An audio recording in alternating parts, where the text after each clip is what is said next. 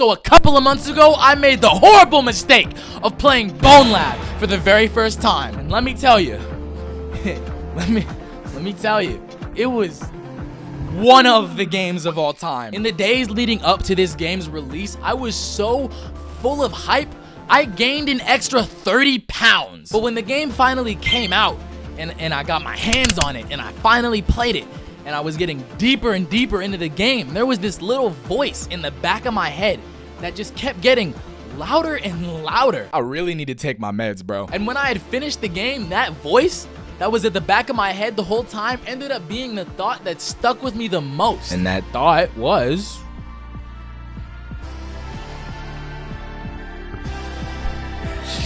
damn, that kind of sucked. I'm just playing, obviously. It wasn't that bad, but my thoughts on this game are so unbelievably complicated that it would take so much more than just one sentence to explain all of them. There's so much I love and hate about this game that it would take me at least 24 minutes with a mic in my hand and a green screen behind me and my phone recording me in the middle of the afternoon instead of going out and looking for a job or friends or a social life.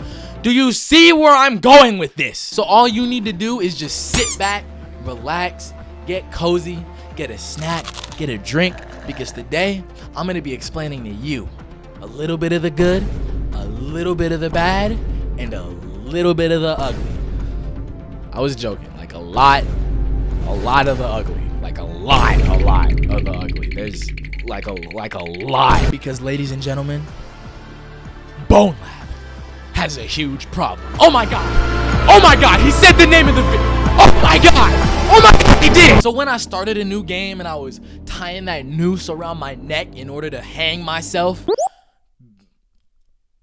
bit of a weird way to start your game, but like, you know, it's cool, I guess. The first thing I noticed is that all the models and lighting and just the overall atmosphere of the game, a lot of this stuff is super detailed and some of the best looking visuals I've ever seen in VR, especially for the Quest 2, which surprised me because most games native to this headset have the graphical fidelity of a fucking Nintendo DS title. But too bad the same can't be said for the art direction, because damn is this game ugly at some points. A lot of the textures in this game range from ugly gray dev test squares to stuff that looks like they just threw in Photoshop and slapped a mosaic filter over it and called it a day. Excuse me, I thought I was playing the most important, most influential VR game of all time, not trying out a new Minecraft texture pack. Bro, oh my god, chill out. Your stinky little ass pipes up from the crowd. It's just the art style of the game.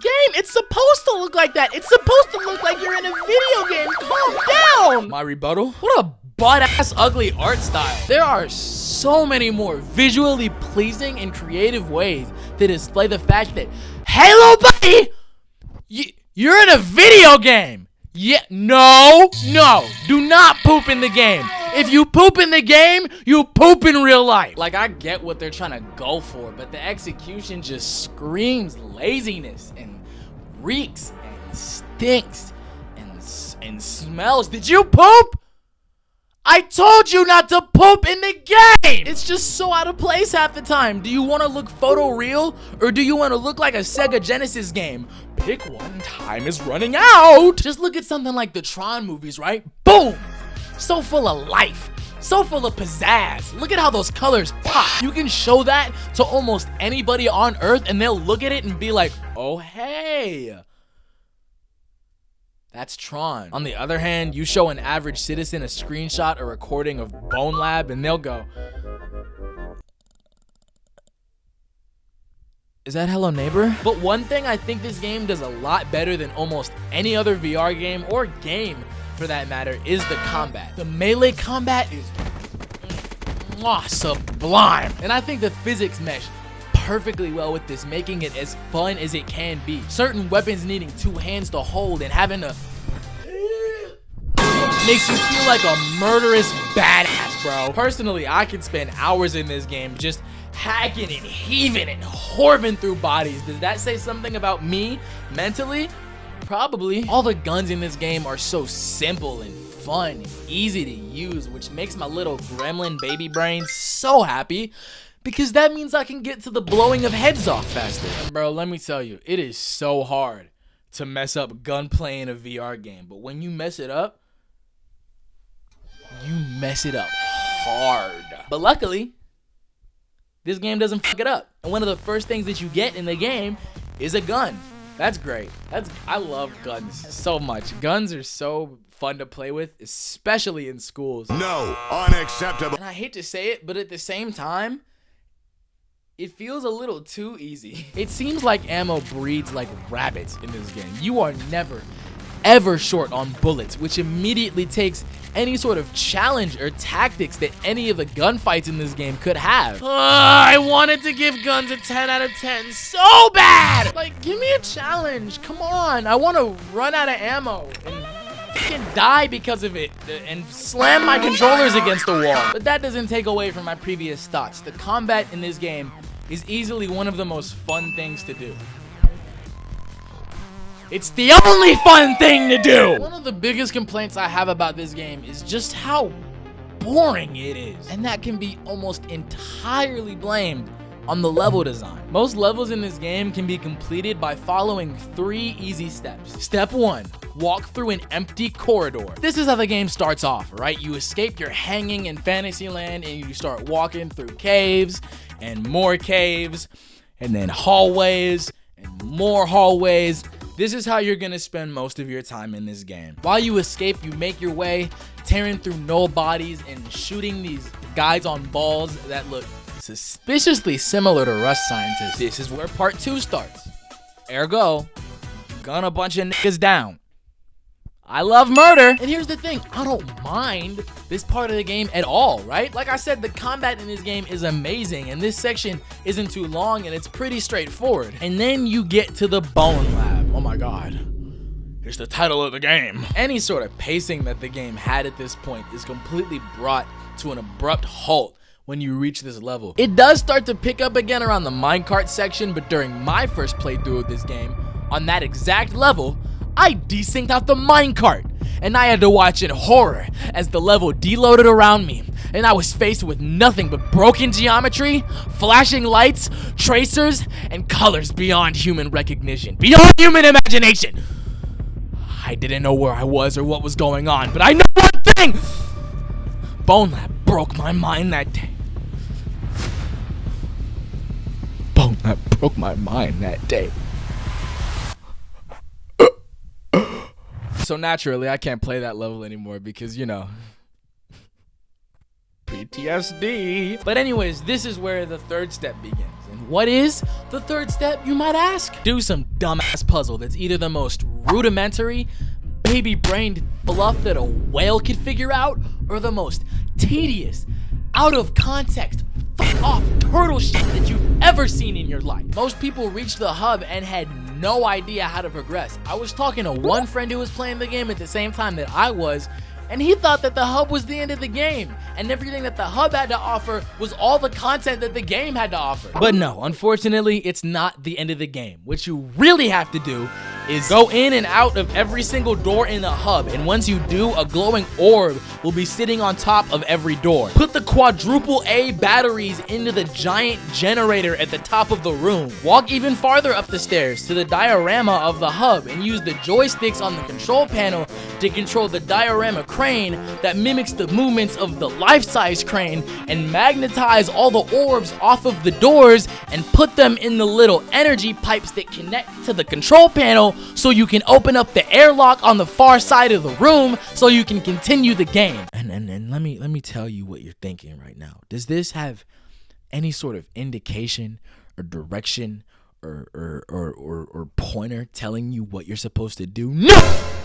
No, it doesn't. Now, don't get me wrong. I love when games put you in control and try to make you figure out what the fuck you're supposed to do on your own, instead of putting 60 million markers and HUDs and beacons around the map to try to grab your attention like you're some sort of Asperger's baby. But this is just like, come on, man.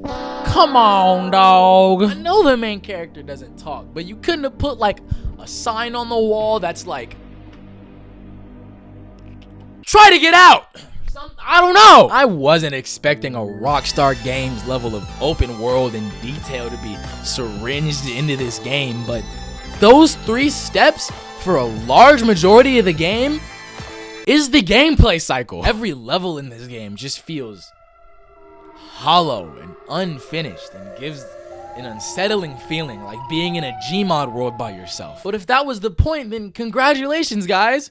You made a boring and unsettling game. Here's your fucking medal. And the game barely has a story to begin with, but the very little story that it actually has is told in such lazy and piss poor ways, bro. Instead of, I don't know, telling the story in any creative or interesting ways, all they do is just slap clipboards around the map or throw caveman scribbles up on the wall, and no sane human being is gonna want to stop, pick up a clipboard in VR and read a paragraph in VR of this stupid made-up lore that you've created for this stupid made-up world. Take it from a nigga like me, cause I can't read. The only other tiny itty-bitty teeny-weeny little storytelling that this game has are these radios strewn along the map of this random guy blabbering about the time he turned into a woman in the metaverse and got really sexually aroused or something like that. I never listened to that. I never listened because radios make me angry. But that's just the first half of the game. The real question is, does this game manage to pick up towards the end? Does it manage to redeem itself? Does my overall enjoyment level end up being higher than it is when we first started? No. So about halfway through the game, you encounter Jimmy, a massive 50-foot tall human doing a podcast in the middle of the void. I know, this game makes me want to scream too. Who then bestows upon you the body lock, this Ben 10 character selector ass wristwatch that you can use to change your avatar whenever you want, on the fly, throughout the game. Not exactly, but I'll get to that. The body log holds about 6 characters that you can hot switch to whenever you want during gameplay. And the cool part about it is that each avatar has their own different stats, whether that be how tall they are, how short they are, or how fucking fat they are, or their speed or their strength level. Every avatar has their own unique stats that can affect your gameplay either positively or negatively, which is a cool idea. It's a great idea for a VR game, right? Yeah. You and me, we're gonna play a little game called How Much Do You Think This Mechanic Actually Affects the Gameplay of the Main Story? Answer fucking none.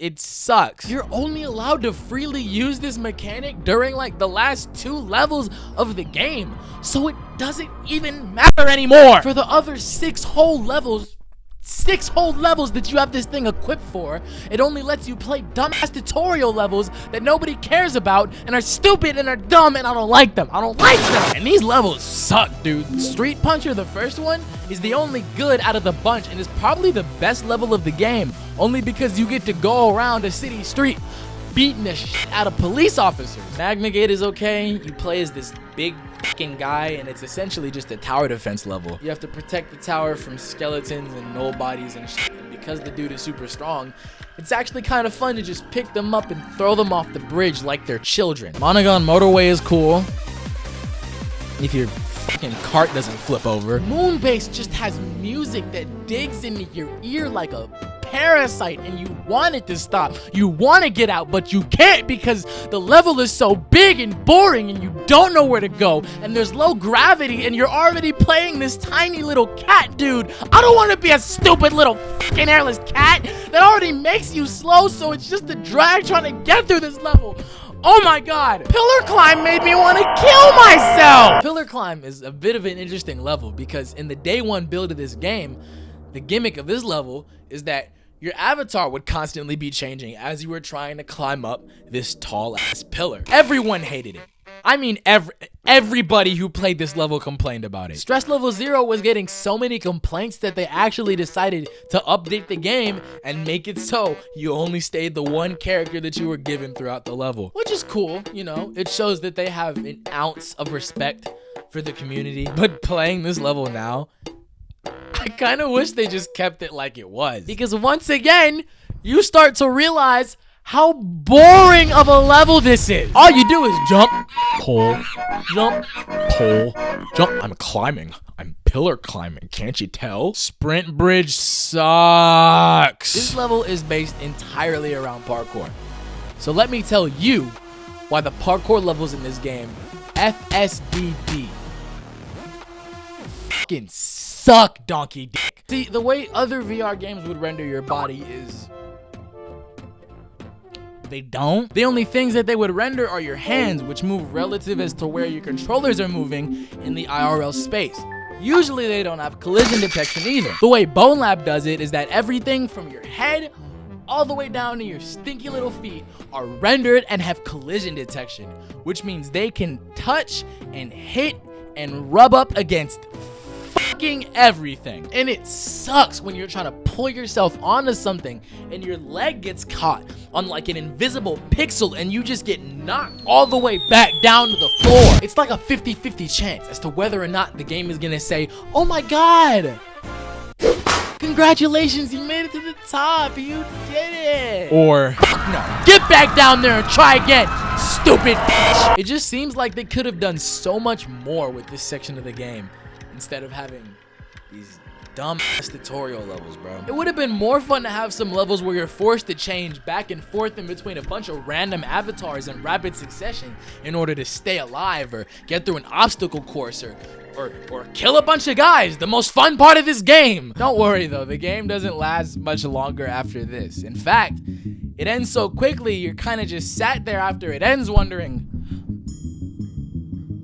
that was it? After a couple more levels of going through, solving puzzles, walking down corridors, and gunning down innocent people, I know I enjoyed it at the beginning, but I am so burnt out now. You actually go back into Fantasyland, which is another cool level because you can once again start beating the shit out of random people. Then you walk out onto this big field and you climb a windmill and then grab onto the hand of who I can only assume is Jesus H. Christ himself. You find Jimmy again in a void, which is probably Valhalla because you just got sucked into the fucking sun. You get into the back seat of his little crazy taxi and then the fucking credits start to roll. Like, what type of an ending is that? Can you imagine if this video ended as I got into the back seat of a cab and started to drive off into the sunset? So here's the main idea, okay? Here's the reason you stuck around for so long and watched this video until the end. Here's the huge problem with BONELAB. In my opinion, all the other criticisms I have about this game can be considered nitpicks compared to this one. Even with all the fucking around I did, I managed to finish this game in a little over 4 hours, give or take. Okay guys, quick footnote. So all the unedited footage I have of me playing this game from beginning to end, when put together, comes out to around 4 hours and 10 minutes of footage. But when you edit out all of the loading screens, it trims down to around 3 hours and 44 minutes, which means this 4 hour long game has almost a half an hour of load time,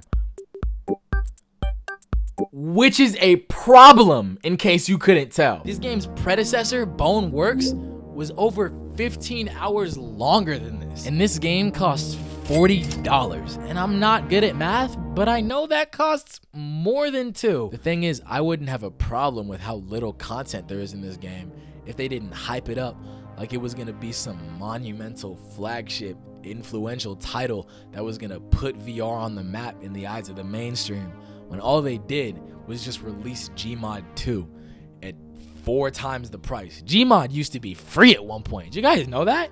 I was looking that up like a week ago, and Gmod used to be free. What? That's wow. I didn't know this was the gaming history channel. Get me a spot on G4 right next to Scott the fucking Waz. It's just the fact that the whole hype around this game seemed to be based on false promises and lies. Where's the in-game mod browser y'all were talking about so much? Why does the sandbox get boring after like 10 minutes of playing? Why doesn't the body log have as much effect on the gameplay as it should? Why couldn't y'all put effort into this? I'm also scared of the precedent for marketing that this might set for other VR game devs, or just game devs in general. Other execs might look at what Stress Level Zero has done with BONELAB and be like, wait a minute, We can release a AAA game at full price with 4 hours of content and get away with it? Oh my god! Video game development has never been easier. I don't know, boss. Doesn't that seem kind of scummy and dishonest? Shut the fuck up, you underpaid, overworked programmer. If the consumers want content out of our game, they're gonna have to make it themselves. Wait a minute.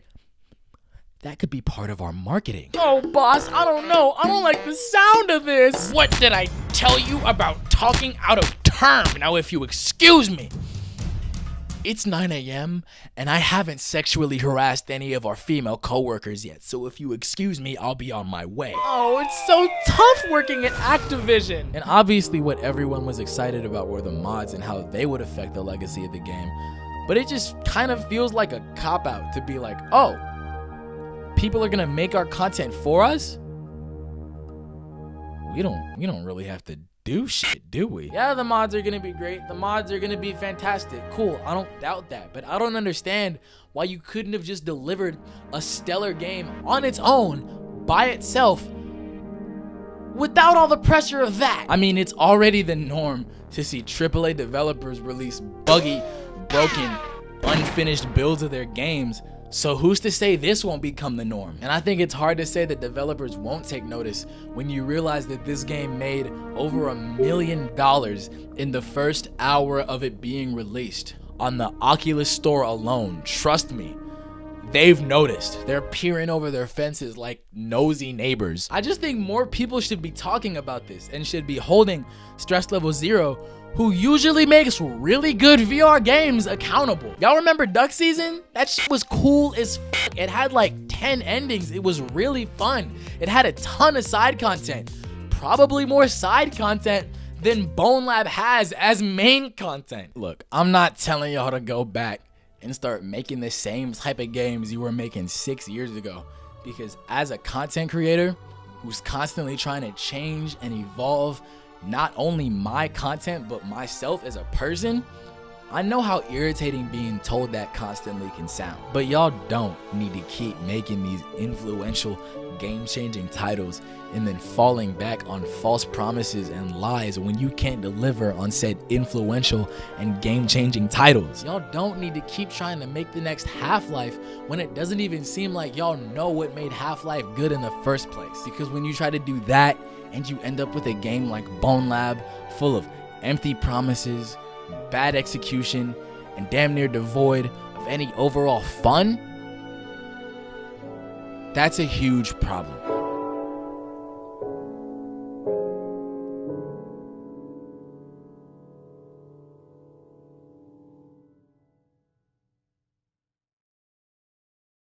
Oh, nigga, you thought it was over? It would be unfair for me to talk so much shit about this game without reviewing the mods that everybody cares about, wouldn't it? Wouldn't it? I've downloaded some of the best mods you can find, some of the only mods you can find. This game does not have a lot of mod support currently, and we are gonna see what the fuck is the deal. Let's go. The Waffle House has found its new host. Where's my waffle burger? None of you are taking me alive! Beep beep! Gregory, you piece of shit. Get out of my head, get out of my head, get out of my head! Oh my goodness! You know, maybe the metaverse won't be so bad. Get off of me! Oh my god! He's squared up. Oh my god! Oh my god, I killed a kid! Oh god. Oh my god, you can play with it! The cock physics don't exactly work in the mirror. I think you can see my sphincter. Oh my god, it's coming out! It's breaking out the simulation! Take it! Take it! Take it! Take it! Take it! Take it! Take it! I'm a spring trap! I'm a spring trap!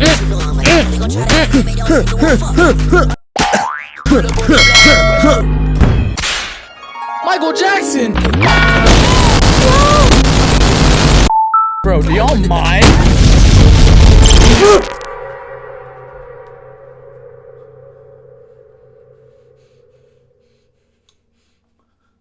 VR gaming is dead!